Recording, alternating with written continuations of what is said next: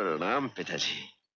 जीते रहो बेटे। কিংবদন্তি অভিনেতা ধর্মেন্দ্রর মৃত্যু আবার আলোচনায় এনেছে তার ও হেমা মালিনীর প্রেম সংসারের গল্প। সিনেমার সেটে সহশিল্পী হিসেবে প্রথম পরিচয় হলেও ধীরে ধীরে প্রেমে জড়িয়ে পড়েন তারা। 1970 সালে তুম হাসিন মে জওয়ান ছবির শুটিং সেটে প্রথম দেখা। তখন ধর্মেন্দ্রর স্ত্রী ছিলেন প্রকাশ কৌর। তাদের সংসারে 4 সন্তান, সানি দেওল, ববি দেওল, বিজেতা ও আজিতা। বলা চলে তখন ধর্মেন্দ্র পূর্ণ সংসার জীবনের মানুষ।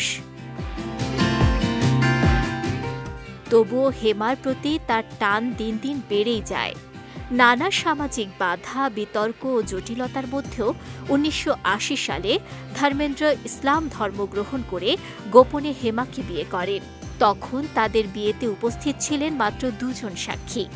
পরে হেমার দক্ষিণ ভারতীয় পারিবারিক রীতি অনুযায়ী একটি প্রথাগত বিয়ে অনুষ্ঠিত হয়। হেমা মালিনী এক সাক্ষাৎকারে জানিয়েছিলেন, সবাই জীবনে ভালোভাবে বাঁচতে চায়, কিন্তু অনেক কিছু ঘটে যা মেনে নিতে হয়। আমি খারাপ অনুভব করি না, বরং সন্তুষ্ট।